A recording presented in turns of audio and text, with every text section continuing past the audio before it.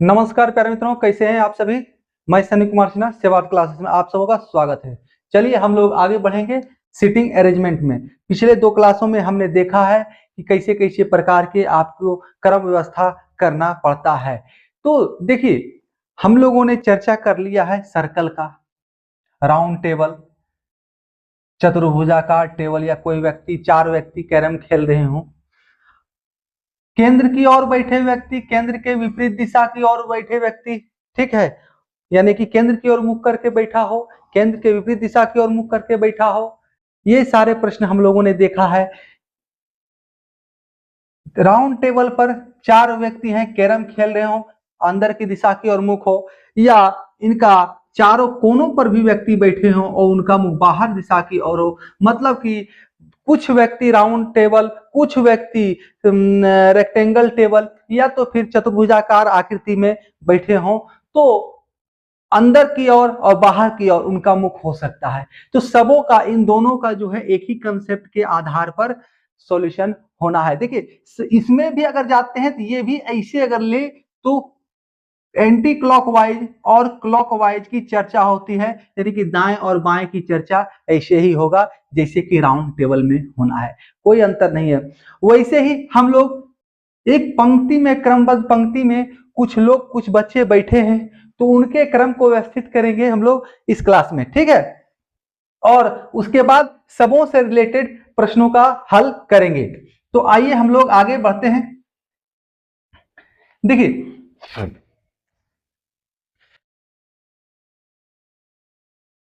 अगर कहे किसी पंक्ति में कुछ लोग बैठे हुए हैं, तो जब भी डायरेक्ट कह दे कुछ पंक्ति में, एक पंक्ति में कुछ लोग बैठे हुए हैं और उनका मुख किस दिशा की ओर हो, इसकी चर्चा ना की जाए, तो हमें इसके लिए समझ लेना है कि उनका मुख जो है डायरेक्ट उत्तर दिशा की ओर होना है, ठीक है। इसी को देखकर हमें मानना है। अगर कह दे कि उनका मुख दक्षिण दिशा की ओर है, दक्षिण दिशा की ओर मुख करके बैठे हों, तो हमें दक्षिण दिशा की ओर मानना है, लेकिन इसके लिए उन्हें कहना पड़ेगा।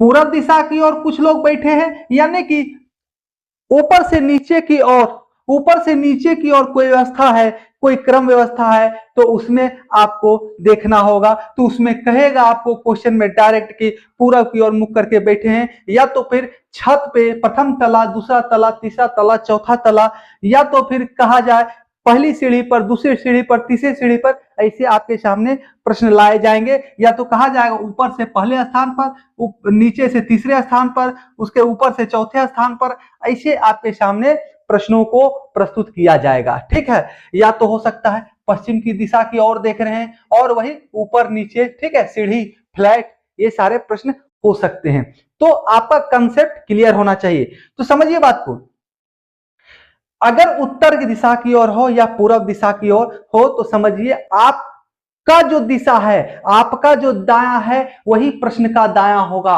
आपका जो बायां है वही प्रश्न का बायां होगा। लेकिन जैसे ही साउथ और वेस्ट की चर्चा हो जाएगी तो उल्टा हो जाएगा, यानी कि आपका दायां और प्रश्न का बायां हो जाएगा, ठीक है। इसी कंसेप्ट के साथ चलना है और कोई भी प्रश्न जो है नहीं छूटेगा, सारा का सारा प्रश्न का सॉल्यूशन बहुत ही आसानी से होगा, ठीक है। चलिए लाइक, शेयर और सब्सक्राइब कर लें, ठीक है।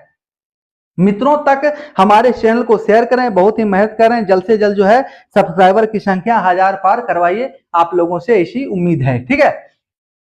तो समझने वाली बात है, साउथ और वेस्ट यानी कि दक्षिण और पश्चिम ऐसे भी कहा जाता है। कुछ व्यक्ति अगर अल्टर होते हैं, समाज से उनका व्यवहार कुछ भिन्न होता है, कहा जाता है कि वो दक्षिणाहा है, उसका प्रकृति जो है उल्टा है, तो वही दक्षिण होता है। और हमारी प्रकृति क्या है? पूरब, हम लोग पूरब मानते हैं, सूर्य हमारे पूरब में उगता है, तो सूरज पूर्व के विपरीत में हो गया पश्चिम। तो यानी कि जब हम कह रहे हैं उत्तर और पूर्व की दिशा हमारी दिशा है, तो दक्षिण और पश्चिम की दिशा हमारी दिशा के विपरीत हो जाएगा, यानी कि हमारा दायां इन केसेस में, दक्षिण और वेस्ट के, पश्चिम के केसेस में हमारा दायां यहां पर बायां कहलाएगा, ठीक है। तो आगे बढ़ते हैं, हम लोग कुछ क्वेश्चन देखते हैं इससे संबंधित, तब और अच्छे तरीके से समझ आएगा।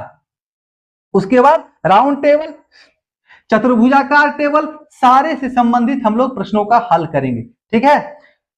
इतना करा देना है कि एग्जाम में आपसे एक भी प्रश्न नहीं छूटना है। देखिए क्या कह रहा है प्रश्न में, 5 लड़के एक पंक्ति में बैठे हैं, ठीक है, 5 लड़के हैं जो कि एक पंक्ति में बैठे हैं।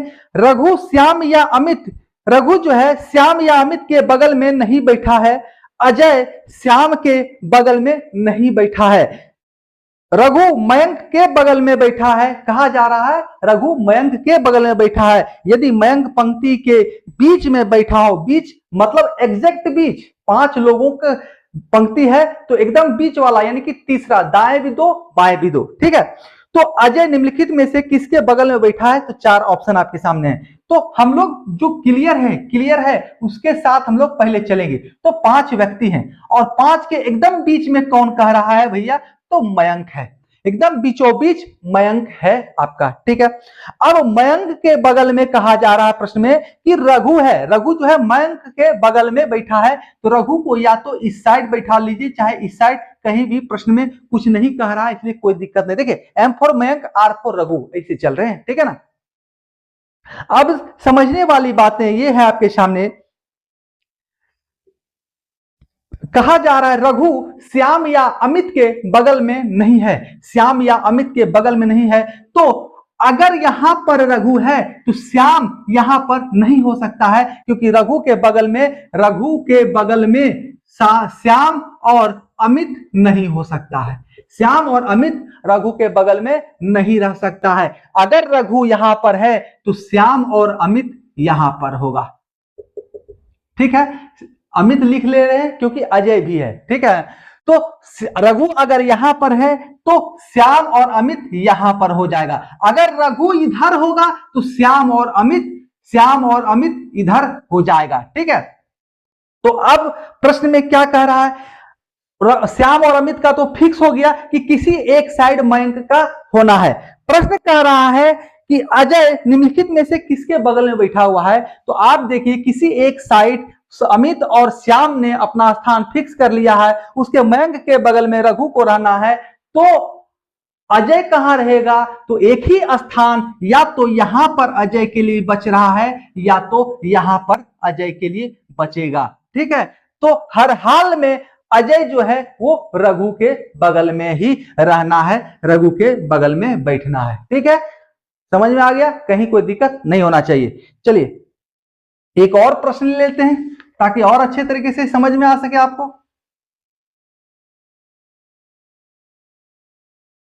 देखिए कहा जा रहा है मिनी रजनी के दाएं और अनंता के बीच में, अनंता के बाएं बैठी है, मिनी रजनी के दाएं और अनंता के बाएं बैठी है, सत्या मिनी के दाएं बैठी है, किंतु वह जया के बाएं है।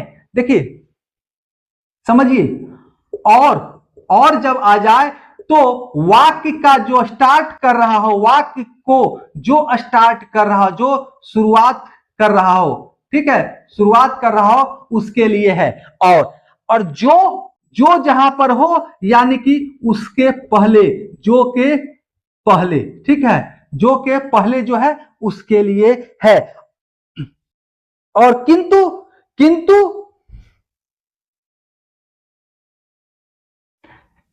देखिए यहां पर किंतु भी है, इस प्रश्न में किंतु है, तो किंतु भी पहला के लिए है, किंतु और किंतु एंड और, ठीक है, ये दोनों वाक्य के शुरुआत करने वाले के लिए संबोधित होना है।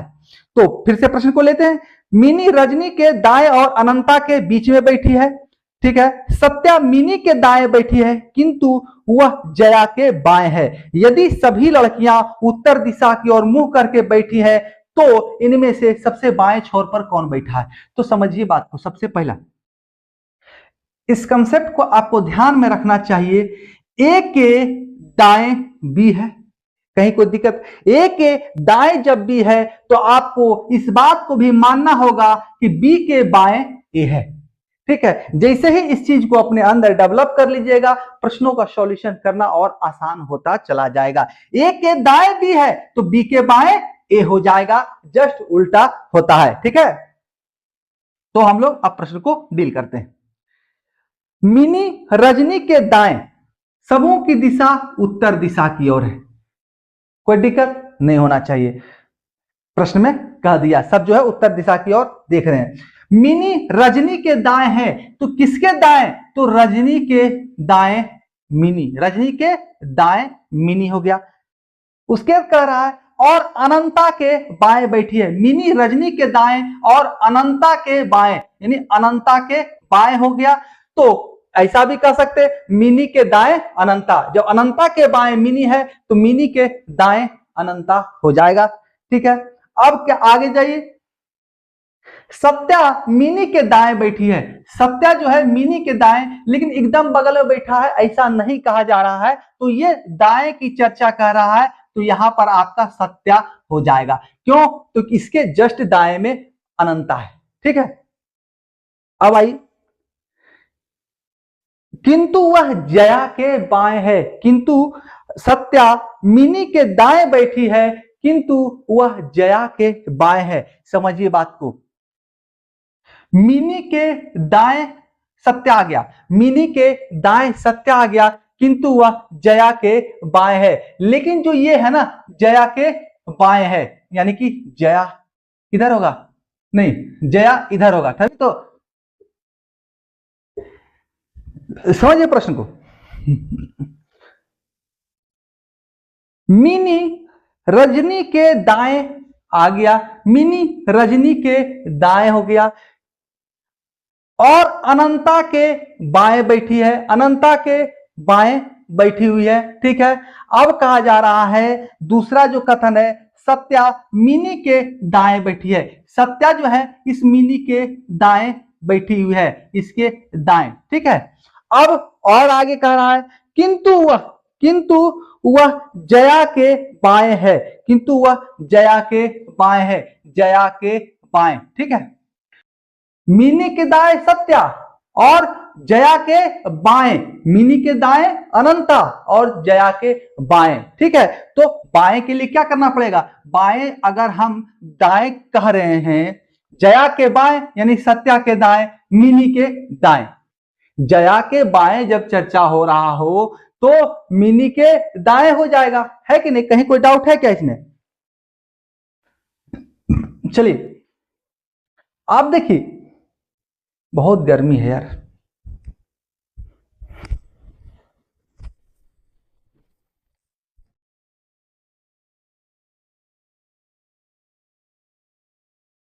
समझिए बात को। किंतु वह जया के बाएं बैठा हुआ है, तो जया को इधर रखना पड़ेगा, तभी तो बाएं पर आएगा ना, तभी तो बाएं पर आएगा। तो अब कहा जा रहा है क्वेश्चन में कि आपका भैया ये बता दीजिए कि सबसे बाएं छोर पर कौन बैठा है। तो सबसे बाएं छोर पर कौन है? रजनी हो गई, रजनी हो गई, इसके सिवा किसी और की चर्चा नहीं है। रजनी हमेशा अपने स्थान पर फिक्स है, इसके बारे में कहीं कोई घटना नहीं घटित हो रहा है, इसको कहीं और ले जाना है या इसके दाएं बाएं कोई और हो रहा है। ठीक है, और देखिए अगर केवल इतना ही सॉल्व करना है तो कोई दिक्कत नहीं है, लेकिन इसमें एक और फिगर तैयार किया जा सकता है। जैसे ही यहां पर कहा रजनी के दाएं मिनी है और मिनी के बाएं, मिनी जो है रजनी के दाएं है और अनंता के बाएं, लेकिन कथन नंबर 2 में कह रहा है मिनी के दाएं सत्या है, तो यहां पर भी सत्या हो सकता है। ठीक है, यहां पर भी सत्या हो सकता है, क्योंकि ये फिक्स नहीं कर रहा है कि मिनी और अनंता के बीच में कोई होगा या नहीं, या तो फिर मिनी और सत्या के बीच में कोई होगा या नहीं, या तो फिर मिनी और अनंता एकदम आसपास है, ये भी नहीं कहा जा रहा है, या मिनी और सत्या एकदम अगल बगल बैठा है, ये भी नहीं कहा जा सकता है। तो संभावनाएं यहां पर क्रिएट होके नई आकृति भी जन्म ले सकती है। ठीक है, नई आकृति भी जन्म ले सकती है। अब देखिए यहां पर क्या हो सकता है, कहा जा रहा है जया, किंतु जया के बाया बैठा है, किंतु जया के बाया बैठा है, तो जया के बाया, देखिए सत्या क्या है, मिनी के दाएं है, किंतु जया के बाएं बैठा है, तो जया के बाएं तो ऐसा भी हो सकता है कि मिनी, सत्या, जया, उसके बाद अनंता हो। तो अगर दाएं पूछ देता एकदम दाएं कोना पर कौन है, तो आप यहां पर असमंजस्य में हो जाते और आपको कहना पड़ता या तो अनंता या तो जया, या ये डाटा अपर्याप्त है। लेकिन यहां पर चर्चा किसका है, तो बाएं सिरे पर कौन बैठा है। तो हम लोगों ने आसानी से कह दिया कि बाएं सिरे पर जो है रजनी बैठी हुई है। ठीक है, चलिए आगे बढ़ते हैं। देखिए अलग अलग फिगर इसमें बन सकता है, क्योंकि इसमें ये निश्चित नहीं किया गया था कि कौन किसके बगल में, एग्जैक्ट बगल में है। ठीक है ना। अब देखिए सेम प्रश्न है ये,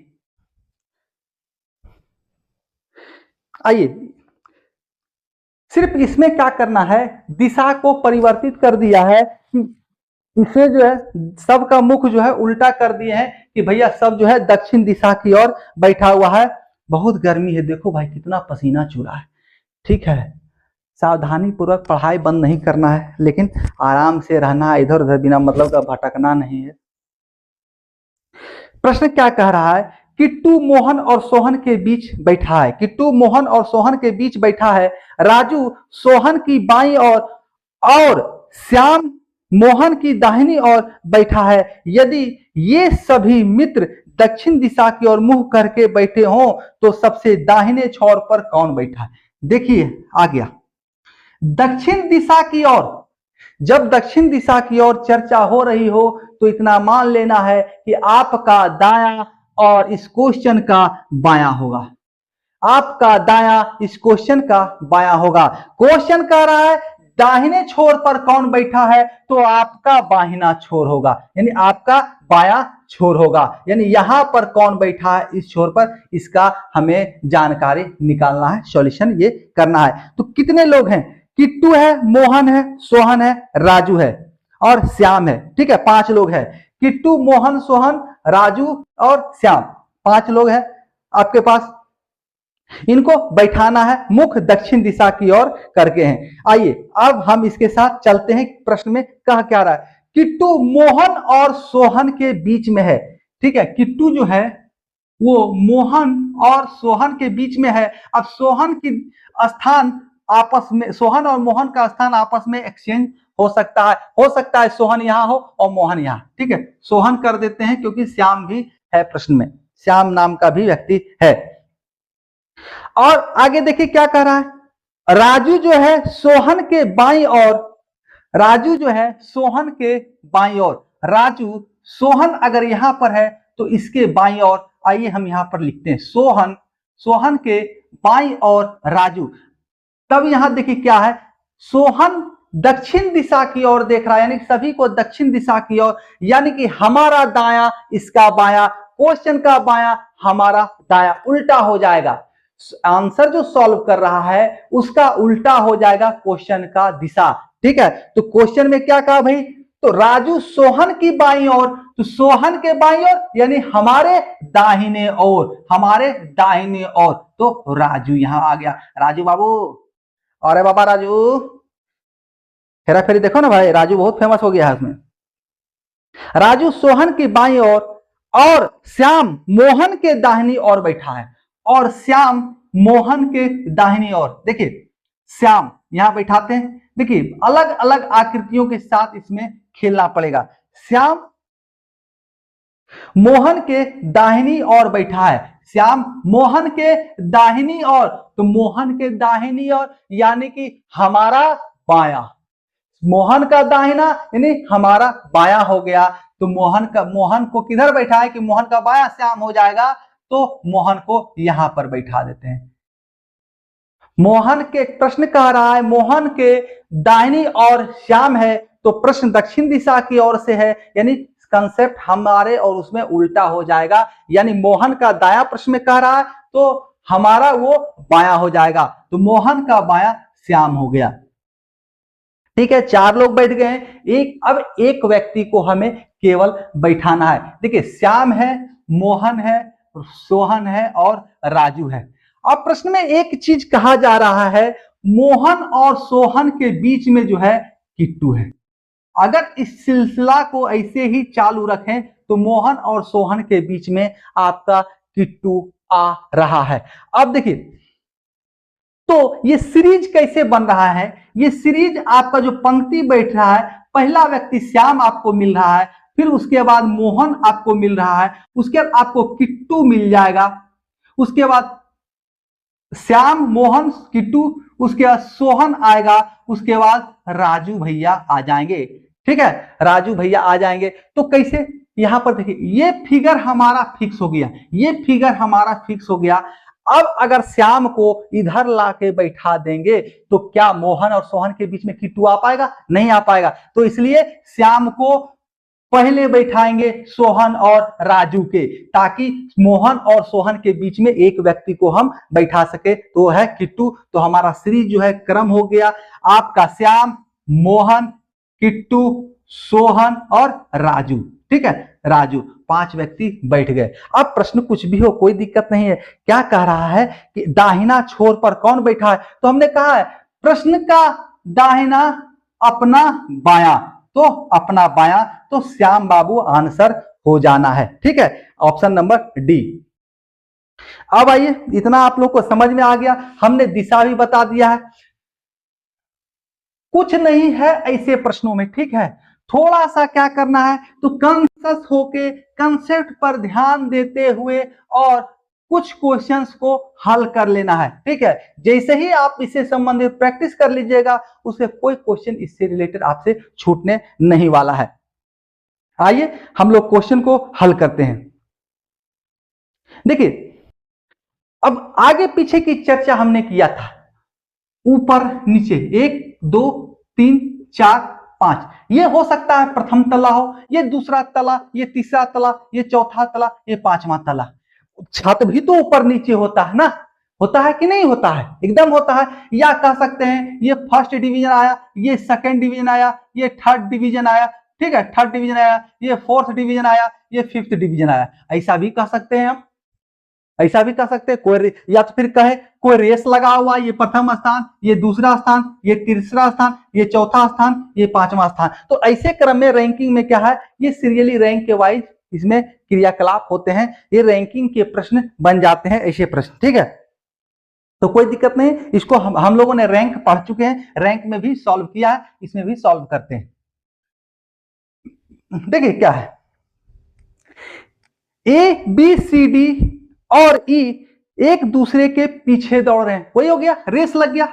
यहां पर आपका जो है क्या कहते हैं, टारगेट है, टारगेट है कि आपको यहां पर पहुंचना है, और यहां से दौड़ रहा है। तो कौन दौड़ रहा है? ए बी सी डी और ई, 5 लोग यहां से दौड़ रहे हैं और यहां पर इनको पहुंचना है, यहां पर इनको पहुंचना है। ठीक है, कोई दिक्कत नहीं। रैंकिंग के प्रश्न हो गए, प्रथम कौन रहेगा, दूसरा कौन है, तीसरा कौन है, चौथा कौन है, 5वां कौन है, कोई दिक्कत नहीं। आइए सॉल्व करते हैं हम लोग।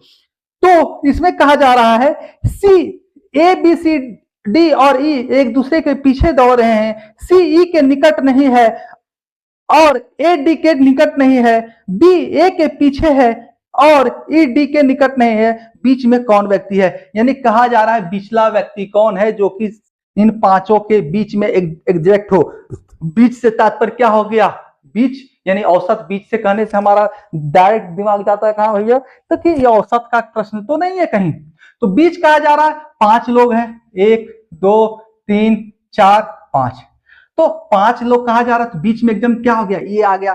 तो बीच वाले को सबसे पहले हमें फिक्स कर लेना है कि बीच में कौन है। तो क्या कहा जा रहा है, बीच में कौन है? बी ए के पीछे है। बीच वाले के बारे में पूछा जा रहा है कि यहां पर कौन बैठेगा। ठीक है, बीच में बताया नहीं जा रहा है, पूछा जा रहा है एग्जैक्ट बीच में कौन बैठेगा। तो आइए हम लोग देखते हैं। कहा जा रहा है ए डी के निकट नहीं है, ए डी के निकट नहीं है, ये दोनों अगल बगल नहीं होना चाहिए।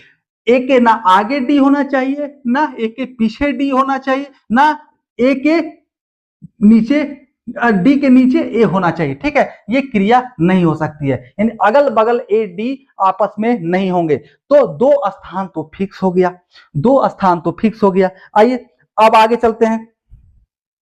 बी ए के अरे और है एक और है, सी ई के निकट नहीं है। सी और ई भी जो है ना, सी ई ये भी इस क्रम में नहीं हो सकता है। ये भी एक दूसरे के निकट, ये दोनों दूर विरोधी हैं, एक दूसरे के पास नहीं आने चाहिए। ठीक है, लेकिन कौन किस क्रम में रहेगा ये नहीं कहा जा रहा है। आइए और देखते हैं हम लोग आगे क्या कह रहा है कथन में। ए बी जो है ए के पीछे है, बी जो है ए के पीछे है, बी वो ए के पीछे है। ठीक है, यानी कि नीचे हो गया, बी ए के पीछे हो गया ना जी, पीछे हो गया। अब आगे आइए, ई डी के निकट नहीं, कितना निकट नहीं है, निकट नहीं। ई भी जो है ई डी, ई डी ये क्रियाकलाप भी आपके यहां पर नहीं होना चाहिए। तो देखिए स्पष्ट हो गया, क्लियर हो गया कि ए डी और ई ये तीनों आपस में साथ नहीं रहने वाले हैं। मतलब डी डी के साथ एक देख लीजिए, डी के साथ ना ई रहेगा और ना ही ए रहेगा। ठीक है, ई के साथ ना ही सी रहेगा और ना ही डी रहेगा। यानी कि ये 2 और 2 4 आपस में, ये देखिए सी डी ई के साथ नहीं, सी डी ई के साथ नहीं, और ई ए डी के साथ नहीं, ई ए डी के साथ नहीं। तो हम लोग यहां पर क्रम को अच्छे तरीके से अव्यवस्थित कर सकते हैं। ठीक है, देखिए प्रश्न कह दिया, समझिए बात को। प्रश्न क्या कह रहा है, ए के पीछे बी है। ठीक है, अब यहां पर हो सकता है ए के आगे भी कोई हो, ऐसा तो निश्चित नहीं कह रहा है कि ए के आगे कोई नहीं हो सकता है। ए के ऊपर में कोई हो सकता है, तो ए के ऊपर में क्या हो सकता है, तो ए के साथ में यहां पर डी तो कन्फर्म नहीं होगा, यहां पर डी आपका नहीं होगा। ठीक है, डी आपका नहीं होगा, तो क्या हो सकता है भाई, तो यहां पर आपका ई हो सकता है या सी हो सकता है, ई हो सकता है या तो सी हो सकता है। ठीक है, तो कुल लोग कितने हैं, तो 5 ही व्यक्ति हैं, ज्यादा तो है नहीं, A B C D E, तो 5 लोग हैं। तो अगर ई यहां पर है तो आपका सी यहां हो जाएगा और डी यहां हो जाएगा, या डी यहां हो जाएगा, सी यहां हो जाएगा। कोई दिक्कत है, कोई दिक्कत है, नहीं होना चाहिए, यही नहीं होना चाहिए। अगर ई को ए के साथ रख दें, अगर ई को ए के बगल में रखें तो सी और डी आपस में साथ हो सकते हैं, ऐसा संभावना है और संभव है। हाँ, दोनों का स्थान अलट पलट हो सकता है, सी ऊपर हो सकता है, डी नीचे हो सकता है, डी ऊपर हो सकता है, सी नीचे हो सकता है, लेकिन ये दोनों आपस में साथ रहेंगे। ये नहीं कहा जा रहा प्रश्न में कि सी डी आपस में साथ नहीं रहेंगे। प्रश्न कह रहा है ई के साथ ना ही तो डी रहेगा, ई के साथ ना ही तो सी रहेगा। तो अगर ई को हम नीचे लेके आ जाएं, ई को अगर हम नीचे लेके आ जाएं तो डी और सी किसी ना किसी के तो साथ में रहेगा ही। और एक चीज और ध्यान दीजिए आप कि ए के ऊपर भी होना जरूरी हो गया है, ए के ऊपर भी होना जरूरी हो गया है। क्यों भाई, तो क्योंकि सी और डी, सी और डी ई का साथ नहीं रहने वाला है, सी और डी ई के साथ नहीं रहने वाला है, तो डी को और सी को ई से दूरी बना के रखना। हाँ, आप ये कह सकते हैं कि हम इसको उठा के यहां पर रख दें, इसको उठा के यहां पर। तो एक क्लाउज और है आपके सामने कि ए और डी, ए और डी भी साथ में नहीं रहेंगे। तो आपके सामने एक फिगर तो हो गया, ई ए बी सी डी, या ई ए बी डी सी, या आइए D C A B E. ये 3 फिगर आपके सामने बन जाते हैं, चौथा नहीं बनेगा। C D A B E नहीं बनेगा क्योंकि डी ए आपस में साथ में नहीं रहना है, डायरेक्ट क्वेश्चन के कथन में कहा जा रहा है। ठीक है, तो यहां पर क्या है ना, ऐसी जगहों पर ऐसे जगहों पर आपको कुछ ना कुछ तो निश्चित करना ही पड़ता है, कुछ ना कुछ तो फिक्स करना ही पड़ता है और समझना पड़ता है कि संभावनाएं क्या क्या हो सकती हैं और क्या क्या कहा जा सकता है, क्या क्या संभव है। प्रश्न देखिए कह रहा है एक दूसरे के आगे पीछे दौड़ रहा है, सी ई का निकटतम नहीं है। यहां पर भी सी का निकटतम नहीं है, यहां भी सी का निकटतम नहीं है, यहां भी सी का निकटतम नहीं है। और देखिए और ए डी के निकट नहीं है, ए भी जो है वो डी के निकट नहीं है, ए और डी निकट नहीं है, ए और डी निकट नहीं है, ए और डी निकट नहीं है। देखिए सारे के सारे फिगर, तीनों के तीनों फिगर जस्टिफाई हो रहे हैं। ठीक है, आगे देखिए कहा जा रहा है बी ए के पीछे है, बी जो है ए के पीछे है, इस ए के पीछे बी हो गया। आगे ई डी के निकट नहीं है, ई जो है इस डी के निकट नहीं है, एकदम नहीं, यहां भी नहीं है, यहां भी नहीं है, यहां भी नहीं है। ठीक है, तो ये तीनों के तीनों फिगर अपने आप में जस्टिफाई एक दूसरे को कर रहे हैं। तो देखिए प्रश्न क्या पूछ रहा आपसे कि इनमें बीच में कौन है, यानी एकदम बीच में कौन है, ये पूछा जा रहा है। तो देखिए हमारे पास दो केसेस में क्या हो रहा है, बी एकदम बीच में है, बी एकदम बीच में है, यहां से भी ई ए और नीचे सी डी, बीच में बी, ई ए और डी सी, बीच में बी। इस तीसरा फिगर में ए की संभावना बनती है, तो जिसमें ज्यादा प्रबल संभावना बन रहा है उसको हम लोग मानेंगे। तो ऑप्शन नंबर आपका क्या है, ए कहलाएगा। ऐसे ऑप्शन नंबर 4 भी है, कहा नहीं जा सकता है, ये भी हो सकता है, कहा नहीं जा सकता है। ठीक है ना, बहुत गर्मी है यार। तो इस प्रश्न में आपका ऑप्शन नंबर डी भी सही माना जाएगा।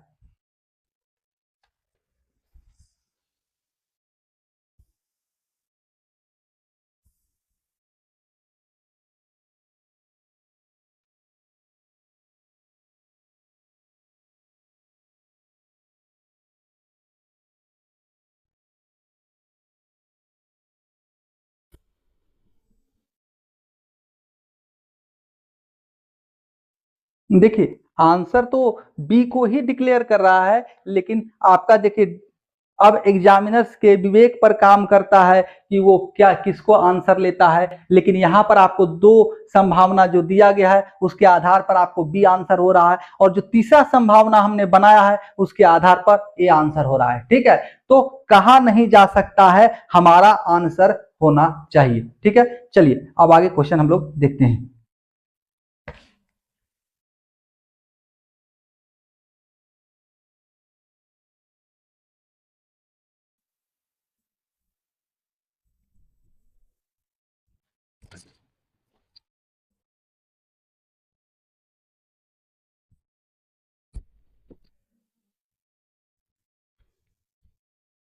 देखिए आगे प्रश्न क्या है, O P Q R S T एक बेंच पर अपनी लंबाई के घटते क्रम में खड़े हैं। मतलब कि जो सबसे बड़ा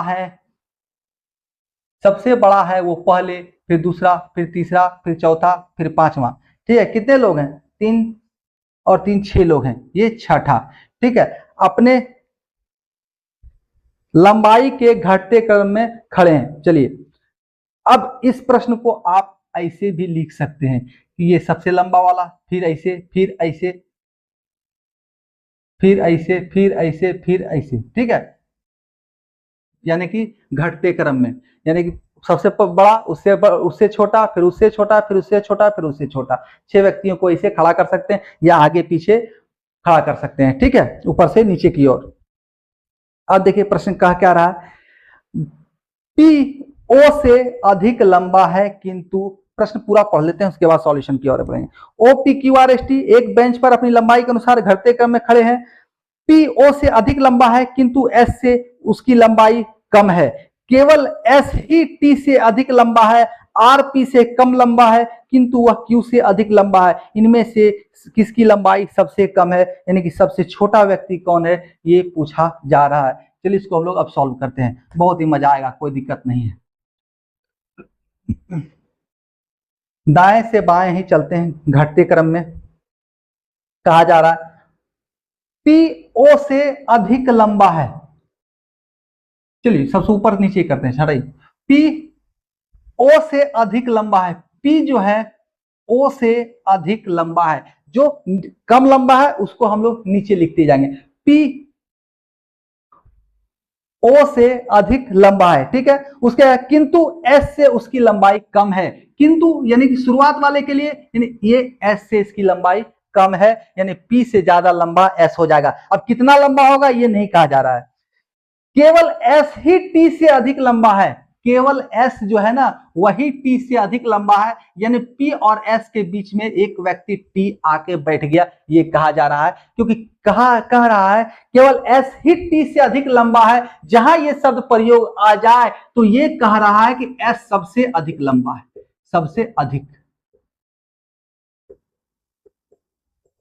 अगर क्वेश्चन में रहता सबसे अधिक लंबा कौन है तो देखते साथ कहते सबसे अधिक लंबा एस है। इतना सॉल्यूशन में ही आंसर हमारा निकल आता। क्यों? क्योंकि टी से केवल एस ही अधिक लंबा है, केवल एस, उसके बाद कोई इससे लंबा नहीं है, तो सबसे लंबा एस हो गया। उसके बाद आगे बढ़ते हैं हम लोग। क्या कह रहा है? आर पी से कम लंबा है। आर जो है वो पी से कम लंबा है, तो आर यहां भी हो सकता है, आर यहां भी हो सकता है। डिफाइन नहीं किया गया है आर और ओ के बीच क्या रिलेशन है, कौन अधिक लंबा है। आगे आइए, किंतु आर पी से कम लंबा है किंतु वह क्यू से लंबा है। आर पी से कम लंबा है किंतु क्यू से लंबा है। अब आर जो है ना वो क्यू से लंबा है, तो प्रश्न में पूछा जा रहा है सबसे इनमें से किसकी लंबाई सबसे कम है। अब बताइए, हम तो ऐसे कह सकते हैं कि क्यू सबसे अधिक लंबा है इस केस में जब ओ से कम लंबा आर हो जाए, ओ से कम लंबा आर हो तब क्यू सबसे कम लंबा होगा, यानी सबसे छोटा होगा। सबसे छोटा क्यू हो जाए किस केस में, तो ओ से छोटा हो आर। लेकिन यहां ओ और आर के बीच कोई डिसीजन नहीं दिया है, कोई स्पष्टीकरण नहीं दिया है, कोई कथन क्लियर नहीं किया है कि ओ और आर के बीच में क्या संबंध है। ऐसा भी हो सकता है ओ से बड़ा आर हो, आर से बड़ा ओ से बड़ा आर हो, और आर से छोटा क्यू है लेकिन ओ से बड़ा हो। आर से छोटा क्यू है लेकिन ओ से बड़ा हो क्यू, ऐसा भी हो सकता है। इसलिए इसमें कहा जाएगा कहा नहीं जा सकता है, डाटा अपर्याप्त है। ठीक है, डाटा अपर्याप्त है या कहा नहीं जा सकता है। सबसे लंबा पूछ देता तो आ जाता एस सबसे लंबा है, लेकिन यहां पूछा जा रहा है सबसे छोटा कौन है, यानी सबसे कम लंबा कौन है, तो कहा नहीं जा सकता है।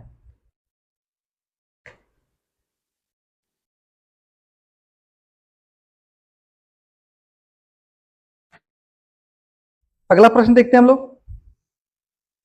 देखिए, चार लड़कियां ए बी सी डी एक गोल घेरे में बैठी हैं। बी और सी का मुख एक दूसरे की ओर है।